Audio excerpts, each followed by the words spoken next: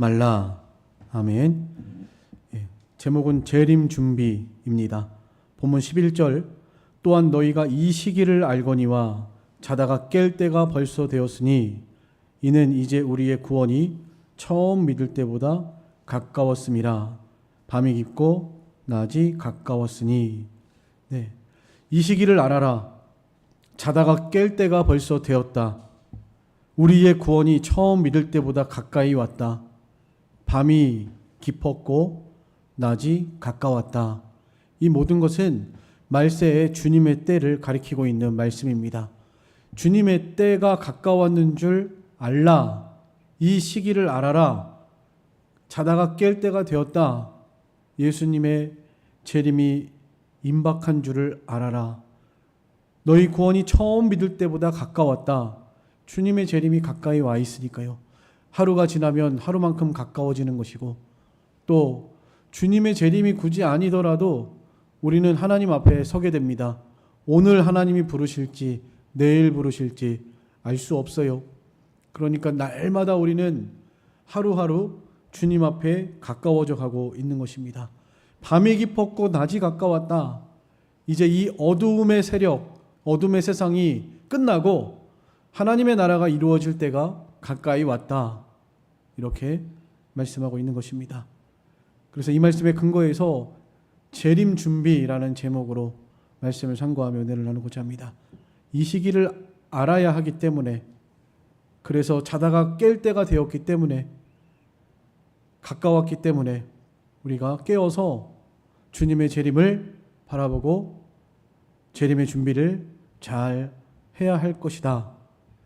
오늘 이 말씀을 통해서 주님의 재림 준비에 대해서 함께 상고하며 은혜를 나누고자 합니다. 먼저 주님의 재림의 때가 가까이 왔다는 것에 대해서 먼저 살펴보고자 합니다. 이 시기를 알아라. 이 시기를 알아야 한다. 이 시기는 주님이 재림하시는 때, 세상 끝을 말합니다. 주님은 반드시 다시 오십니다. 예수님께서 재림하신다는 말씀을 성경 중에 많이 나타나 있습니다. 그 중에서도 예수님이 이 땅에 살아계실 때 직접 말씀하시기도 하셨죠. 마태복음 24장 44절에 이러므로 너희도 준비하고 있으라. 생각하지 않은 때에 인자가 오리라. 예수님이 직접 하신 말씀입니다. 준비하고 있어라. 생각하지 않은 때에 인자가 올 것이다. 본인이 직접 하신 말씀이죠. 내가 올 거니까 준비하고 있어라. 그러면서 이 시대의 표적을 잘 분별하고 깨어 있으라고 우리에게 말씀하고 있습니다. 마태복음 16장 2절로 3절 같이 읽겠습니다. 마태 16장 2절 3절 시작. 너희가 저녁에 하늘이 붉으면 날이 좋겠다 하고 아침에 하늘이 붉고 흐리면 오늘은 날이 굳겠다 하나니 너희가 날씨는 분별할 줄 알면서 시대의 표적은 분별할 수 없느냐. 날씨는 분별할 줄 알면서 어찌하여 이 시대의 표적은 분별하지 못하느냐. 그러니까 이 시기를 알고 있어라는 것이죠. 시대의 표적을 잘 분별하고 이 시대가 어떠한 시대인가를 알고 예수님의 재림에 가까웠다는 것을 알고 깨어 있어라. 준비하고 있어라. 우리에게 말씀하고 있는 것입니다. 이게 벌써 2000년 전에 기록된 성경의 내용인데, 그럼 아직까지도 2000년이 지난 지금도 주님이 안 오셨는데 1000년이 하루 같고 이제 이틀 지난 거죠. 1000년이 하루 같다. 하나님께는 2000년이지만 이제 이틀 지난 것과 같다는 것입니다. 그만큼 하나님께서는 너그러우시고 참아주시고 돌아오기를 기다리고 계신다. 하나님의 택한 백성들이 회개하고 바로 서기를 기다리고 계신다. 네. 예수님의 초림 때부터 재림 때까지가 말세입니다. 그때도 말세고 지금도 말세예요. 차이는 하루 이틀밖에 차이가 나지 않습니다. 물론 우리에게는 물리적으로 2000년이라고 하는 세월이 흘렀지만 하나님께는 잠깐인 거죠. 영원이라는 시간을 볼 때 1000년, 2000년은 보이지도 않는 먼지와 같겠죠. 그래서 아무것도 아닌 것입니다. 사람의 입장에서는 2000년이 너무 긴 세월이라서 주님이 안 오시나 보다 라고 생각이 될 수 있겠지만 하나님께는 이제 조금 지난 거예요. 조금. 그러니까 그때도 2000년 전에도 말세고 지금도 말세고, 사람의 입장에서 볼 때 지금은 말세 중에서도 끝이라고 우리는 깨달으셔야 합니다. 이따가 설명드리겠지만 이제 진짜 끝이다. 끝이 다 됐다. 네. 이것을 좀 오늘 말씀을 통해서 깨달으셨으면 좋겠습니다. 그러므로 우리는 주님이 반드시 다시 오신다는 것을 잊지 말고 깨어 있어야 합니다. 데살로니가전서 5장 4절로 6절에 형제들아 너희는 어두움에 있지 아니하매 그날이 도둑같이 너희에게 임하지 못하리니 너희는 다 빛의 아들이요 낮의 아들이라. 우리가 밤이나 어두움에 속하지 아니하나니 그러므로 우리는 다른 이들과 같이 자지 말고 오직 깨어 정신을 차릴지라. 우리는 어둠에 있지 않기 때문에, 어둠에 있으니까 캄캄할 때 도둑이 찾아오면 모르고 있다가 당하는 것처럼, 깜짝 놀라는 것처럼 아무도 모르게 도둑이 와서 다 빼앗아가는 것처럼 예수님이 이 땅에 오셔서 심판하신다는 거죠. 그때 어둠에 있는 자들은 모른다는 거죠. 주님 오실 때까지도 모른다는 겁니다. 그러나 너희는 그렇지 않다는 거예요. 너희는 어두움에 속한 것이 아니라 빛의 아들이고 낮의 아들이다. 그리고 빛 가운데로 우리를 늘 인도하고 계시고 빛을 비춰주셔서 어둠에 속하지 않았기 때문에 우리는 깨어있는 자들이고 예수님이 오실 때 밝히 볼 수 있는 자들이라는 것입니다. 예수님이 다시 오신다는 말을 잊어버리지 말고 또 이 시대를 잘 분별해서 깨어있다가 이제 진짜 주님이 오시겠구나 정신을 차리고 주님의 재림을 사모하고 있어라는 것입니다. 그래서 우리들에게는 도둑같이 오시는 게 아니죠. 그 때와 시간은 알 수 없습니다. 그건 하나님만 아시고 아들도 천사들도 알지 못한다고 그랬어요. 그렇지만 그 시기는 알 수 있다고 그랬어요. 그 시기. 이쯤 되면 예수님이 오시는구나 라고 성경에 분명하게 주님의 재림 전 나타날 그런 징조에 대해서 기록을 해 놓으셨습니다. 우리는 그것을 보고 아는 것이죠. 이제 곧 주님이 오시겠구나. 이제 준비해야 되겠구나. 준비하고 있어야 되겠구나. 그것을 우리가 알 수 있는 것입니다. 예수님께서 제자들에게 말씀하셨죠. 제자들이 예수님이 주의 임하신가 세상 끝에 그런 무슨 징조가 있겠습니까? 예수님이 분별하라고 했으니까 징조가 있을 것이니까. 그럼 우리에게 예수님이 오시기 전에 무슨 징조가 있겠습니까? 라고 제자들이 예수님께 물었습니다. 그때 예수님께서 제자들에게 주님의 재림 전의 징조들에 대해서 말씀해 주셨죠. 마태복음 24장에 기록되어 있습니다. 난리와 난리의 소문이 있을 것이다. 옛날에는 매스컴이 없어서 이런 정보가 굉장히 미약했기 때문에요. 강원도 산골 같은 마을에서는 전쟁이 난 줄도 몰랐고 언제 시작되고 언제 끝났는지도 몰랐습니다. 그보다 더 옛날에는 더 심했겠죠. 그러나 지금은 안 그렇죠. 난리와 난리 소문, 우리나라 어디에서든지 일어나는 일들 당장 라이브로 실시간으로 볼 수 있고요.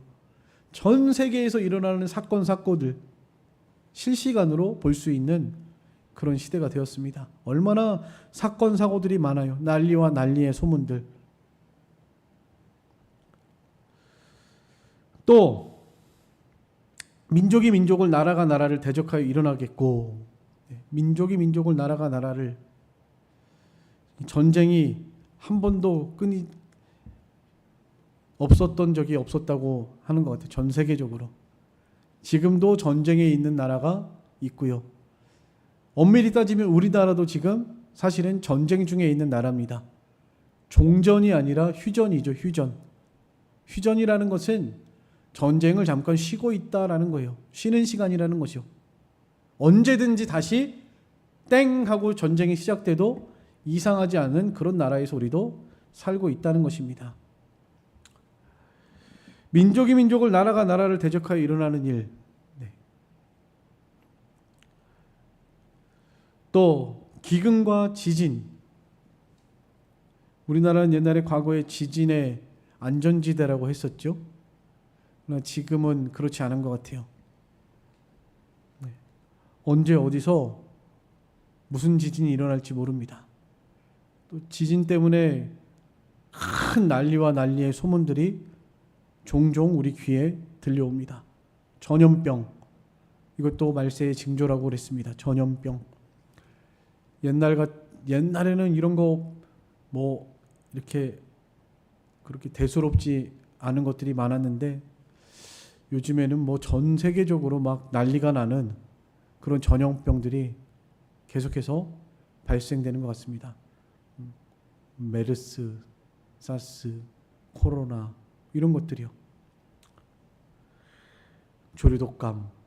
뭐 하여튼 요새는 또 뭐 치사율이 50%가 넘는 뭐 그런 것도 또 발생했다고 하는데, 하여튼 이런 전염병들, 이런 것도 말세의 징조다라고 분명히 말씀하셨고요. 불법이 성함으로 많은 사람의 사랑이 식어진다. 이 오늘날처럼 이렇게 사람들이 불법이 성한 시대에 우리가 살아가고 있는 것 같습니다. 자기밖에 모르고 사랑이 식어지는 그런 시대.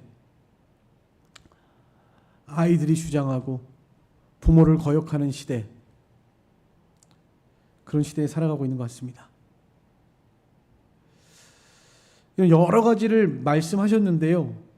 그 중에서 주목해야 할 것은 말세 주님의 재림 전에만 있을 고유한 징조가 있다라는 것. 제가 한두 번 여기 와서 한두 번 설교한 것 같습니다. 주님의 재림 전에 이런 여러 가지 말세의 징조들이 기록됐지만 그것은 어느 시대에나 계속 있어 왔거든요.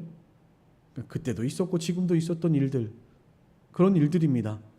근데 진짜 말세가 돼서 세상 끝에만 나타나는 그런 고유한 징조들도 있어요. 그 첫 번째가 천국 복음이 온 세상에 전파되는 것입니다. 모든 민족에게. 어느 시대에도 이랬던 적은 없었죠. 예루살렘에서 시작된 복음이 유대와 사마리아와 땅끝까지 전파된다고 그랬는데, 유대와 사마리아와 유럽을 중심으로 그렇게 복음이 전파됐다가 그리고 중세에 와서 아메리카로 넘어가서 복음이요, 거기서 복음이 확장되게 되었고요. 그 미국에서 하나님의 은혜로 거기서 복음이 어마어마하게 부흥되면서 그 복음의 은혜가 전 세계로 퍼져나가게 되었죠.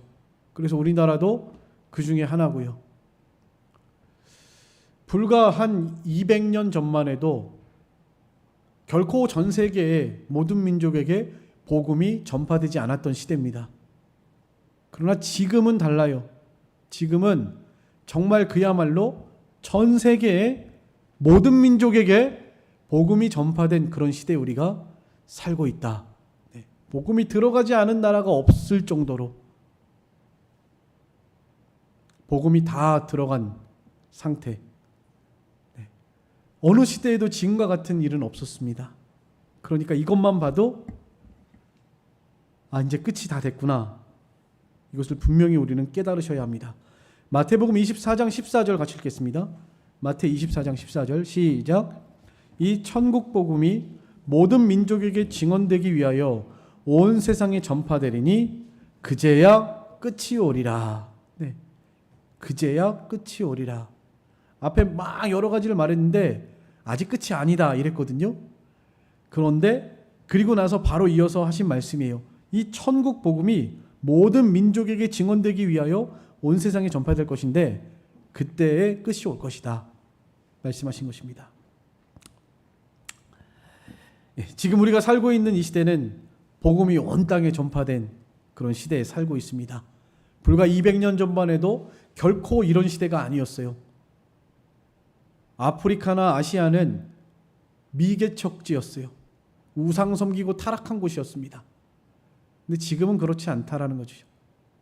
그리고 우리가 얼마 전에 배우셨던 복음이 이방에 다 충만한 수가 찬 다음에 복음이 어디로 돌아간다고 그랬죠? 이스라엘로 돌아간다고 그랬어요. 이스라엘로. 이스라엘이 2000년 동안 나라가 없었는데 1948년에 나라가 독립을 했습니다. 그리고 그 복음이 이스라엘 백성들이 예수를 믿고 구원받는 일이 지금 실제로 일어나고 있다. 네. 이것을 보면 진짜 끝이 다 됐구나. 우리는 정말 절감하셔야 합니다. 이제 진짜 주님 오실 때가 다 됐구나. 언제 오셔도 이상하지 않은, 이제 이 세상을 심판하시고 주님이 하나님의 나라의 왕으로 내려오실 때가 얼마 되지 않았구나, 얼마 남지 않았구나 라는 것을 우리는 꼭 알았으면 좋겠습니다. 두 번째 고유한 징조, 적그리스도의 출현입니다. 예수님께서 미혹을 받지 말아라, 내 이름으로 와서 나는 그리스도라 해서 많은 사람을 미혹한다라고 말했지만, 이것도 마찬가지 어느 시대나 적그리스도 이런 미혹하는 세력들이 있었죠. 우리나라만 해도 자기가 예수라고 하는 사람이 40명이 넘었다고 그래요. 그러니까 언제나 이런 사람들이 나왔었죠. 그렇지만 성경에서 말할 때 복수와 단수로 사용된 것들이 있습니다. 특별히 말세에 나타날 이 적그리스도의 세력은 이렇게 일반적으로 지금 우리가 알고 있는 어떤 그런 미혹하는 세력 그 정도가 아니고, 정말 자기를 하나님이라고 하는 그런 자가, 적그리스도가 나타날 것을 성경은 분명히 우리에게 말씀하고 있습니다. 데살로니가 후서 2장 3절로 4절 한번 찾아보겠습니다.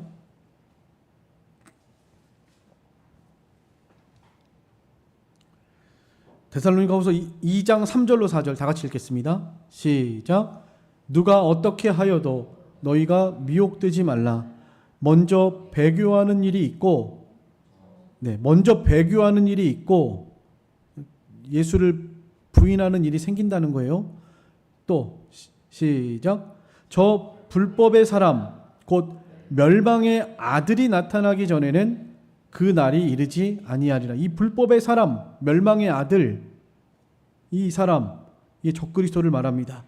그가 나타나기 전에는 이르지 아니하리라. 그는 대적하는 자라. 신이라고 불리는 모든 것과 숭배함을 받는 것에 대항하여 그 위에 자기를 높이고 하나님의 성전에 앉아 자기를 하나님이라고 내세우느니라.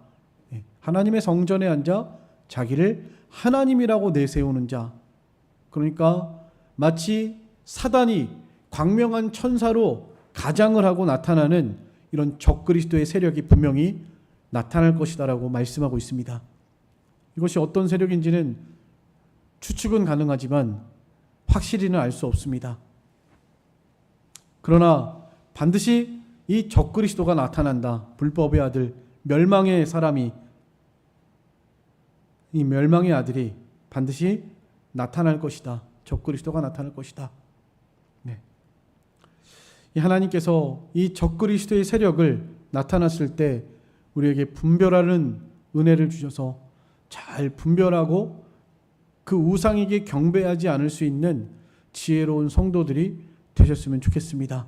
이거 쉽지 않아요. 쉽지 않습니다.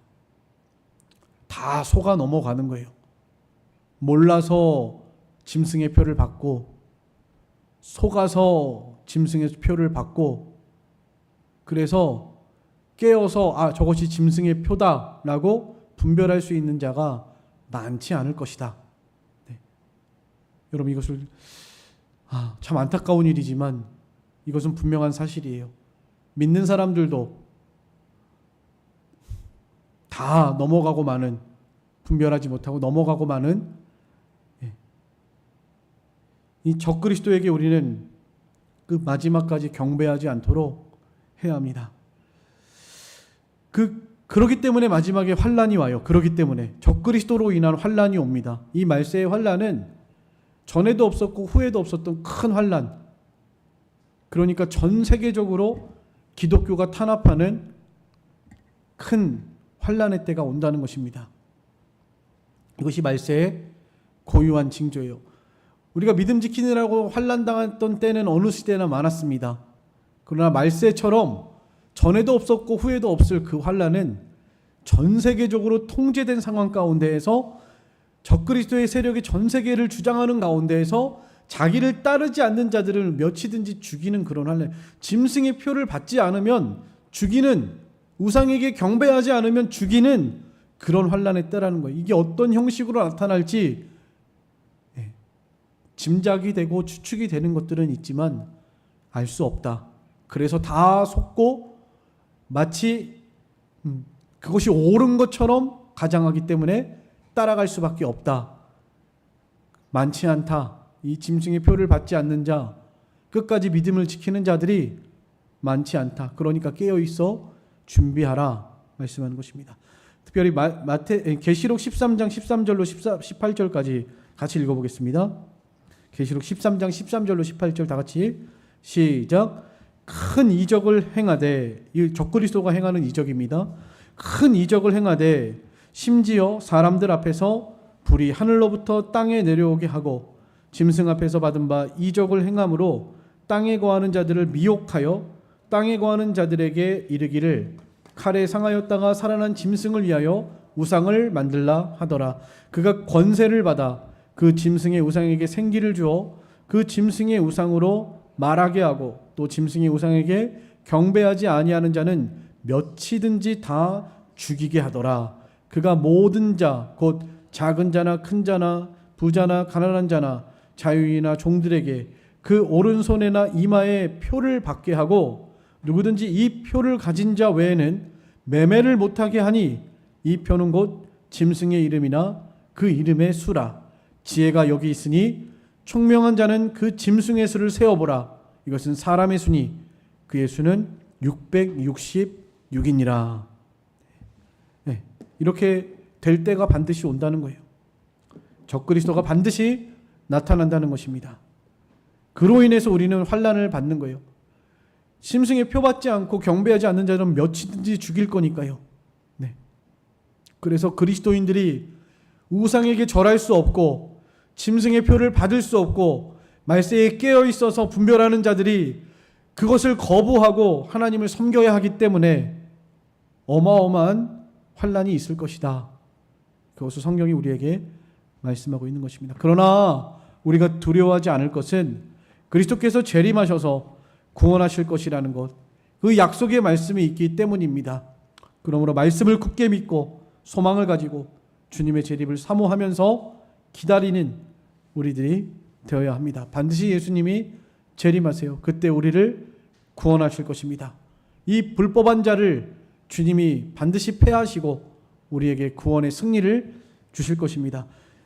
마태복음 24장 30절 31절 같이 읽겠습니다.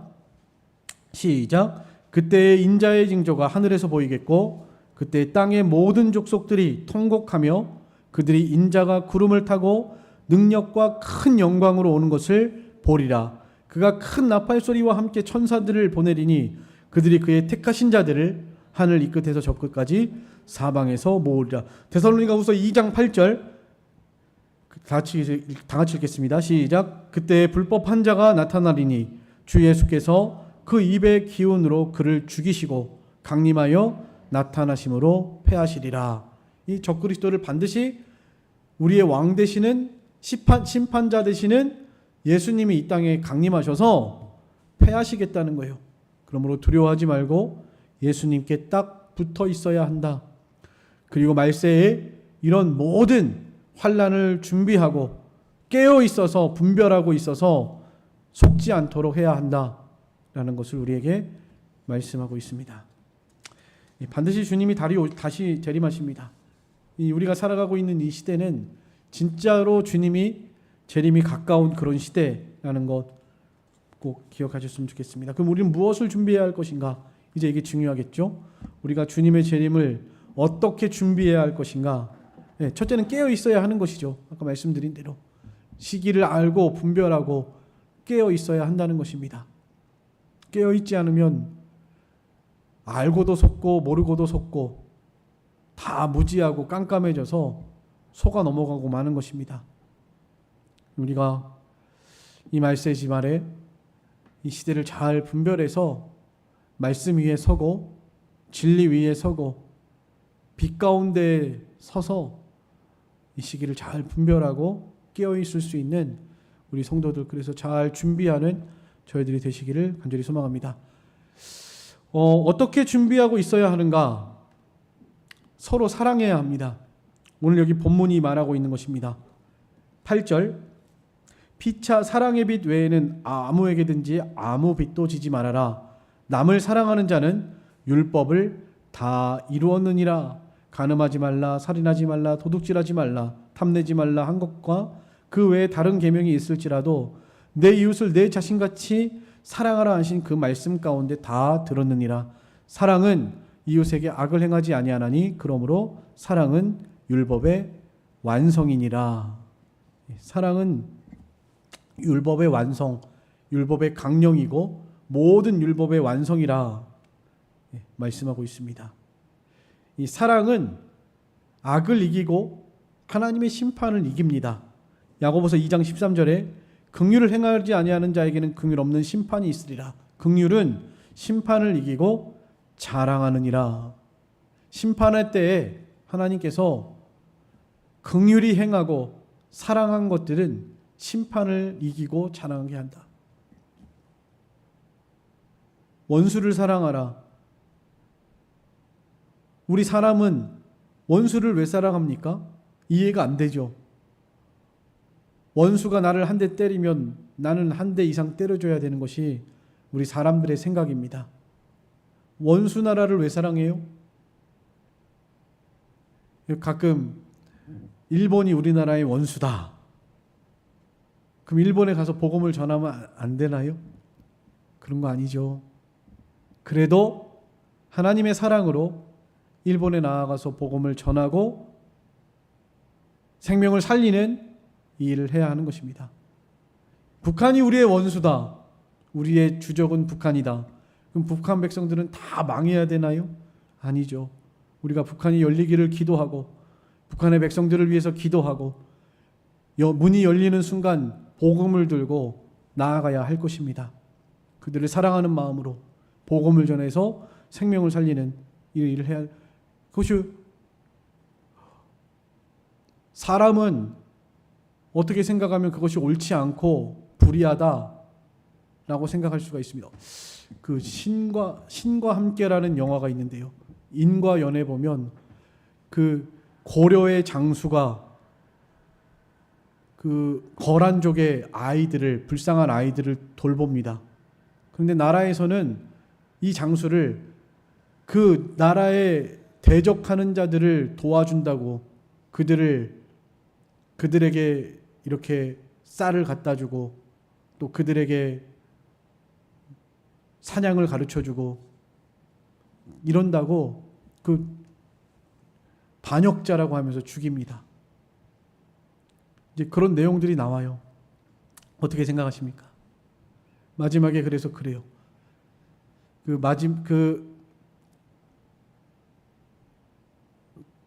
나라를 지킨다는 그런 명분으로 죄 없는 아이들까지 다 죽이는 것, 그것은 살인이 아닙니까? 뭐 그런 비슷한 말을 합니다. 그러니까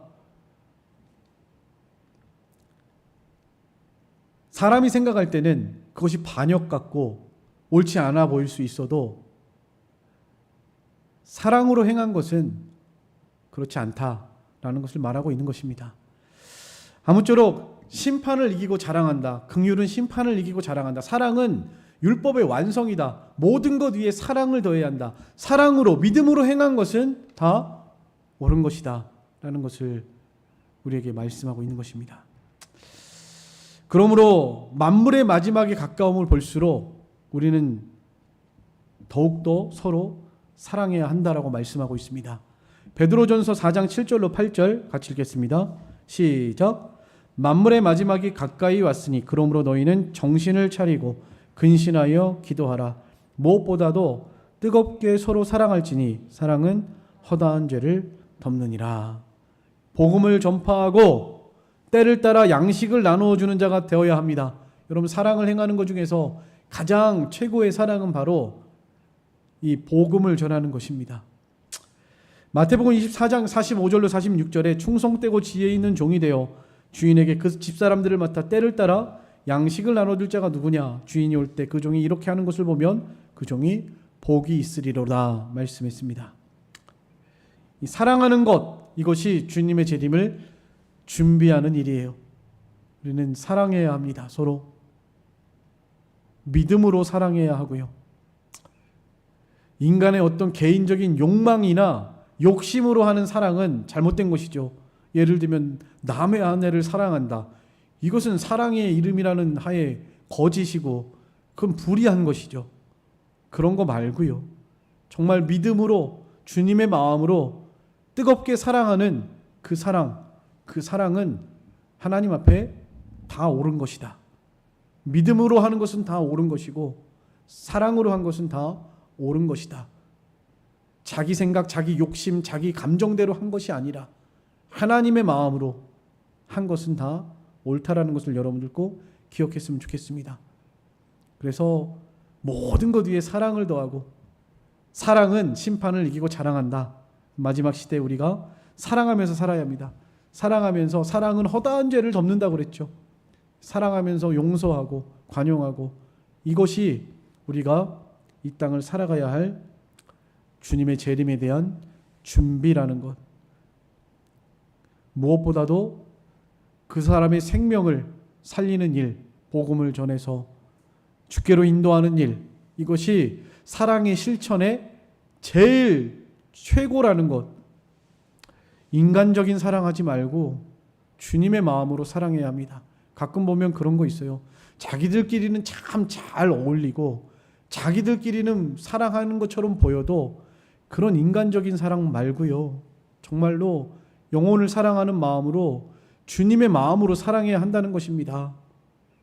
이게 구분한다는 것이 정말 쉽지 않아요. 아무튼 참으로 사랑하면 자기를 희생하고 다른 사람에게 복음을 전하고 생명을 살리는 이 사명을 잘 감당할 수 있을 줄로 믿습니다. 두 번째, 어둠의 일을 벗어버려야 합니다. 어둠의 일. 우리가 주님의 재림을 어떻게 준비해야 하는가? 어둠의 일을 벗어버려야 해요. 여기 계속 말하고 있죠. 너희가 이 시기를 알아라. 자다가 깰 때가 되었다. 가까웠다. 밤이 깊고 낮이 가까웠다. 그러므로 우리가 어둠의 일을 벗어버리고 그랬죠. 어둠의 일을 벗어버리라는 거예요. 캄캄함과 흑암 가운데 있지 말라는 것입니다. 그것이 주님의 재림을 준비하는 사람. 그럼 이 어둠이 무엇일까요? 어둠은 하나님을 알지 못하는 것이 곧 어둠이에요. 창조주 하나님을 알지 못하는 것. 우리 사람이 어디서 왔다가 어디로 가는지 알지 못하는 것. 이 세상을 어떤 목적을 가지고 살아야 하는지 전혀 알지 못하는 것. 그것이 어둠이죠. 무지고요. 세상 끝에는 어떻게 될 것인지 알지 못하는 것. 우리가 죽음 후에는 어떻게 될 것인지 알지 못하는 것. 죄인이라는 것을 알지 못하는 것.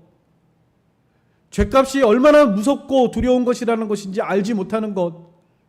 그 죄에서부터 어떻게 우리가 건진받을 수 있는지, 하나님의 심판대 앞에서 어떻게 우리가 의인이라고 칭함받을 수 있는지, 이런 것을 전혀 알지 못하는 것. 그게 무지고 어둠입니다. 무지고 어둠이에요. 예수님이 곧 재림하실 거라고 그랬는데 알지 못하는 것. 그 어둠이에요. 그게 어둠입니다. 그 어두움 가운데 있지 말라는 거예요. 깨어 있어라는 것입니다. 빛 가운데 있어라는 것이에요. 또 어둠은 죄가 곧 어둠입니다. 죄의 결과는 사망이에요. 비참합니다. 그래서 죄는 어둠이에요. 우리는 이 죄를 벗어버려야 하는 것입니다. 어둠에 있지 말아야 해요. 제가 두 가지를 말씀드렸습니다. 하나님을 알지 못하는 것, 그러니까 무지한 것, 진리를 알지 못하는 것이 어둠이고요. 죄가 어둠이다 말씀드렸습니다.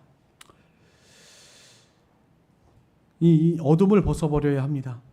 그리고 마지막 세 번째로 빛의 갑옷을 입어야 한다라고 말하고 있습니다. 빛의 갑옷, 어둠을 벗어버리니까 빛을 입어야 되는 것이죠. 빛. 어둠의 일을 벗어버리고 빛의 갑옷을 입자. 낮에와 같이 단정히 행하고, 방탕하거나 술 취하거나 음란하거나 호색하지 말고 다투거나 시기하지 말고 오직 주 예수 그리스도로 옷 입어라 말하고 있습니다. 정욕을 위해서 육신의 일을 도모하지 말아라 말씀하고 있습니다. 육신으로 살지 말고 예수 그리스도의 옷을 입고 살아라. 빛이 무엇입니까? 빛은 예수님이세요. 빛은 진리이신 예수 그리스도가 곧 빛이십니다. 요한복음 8장 12절 같이 읽겠습니다. 시작.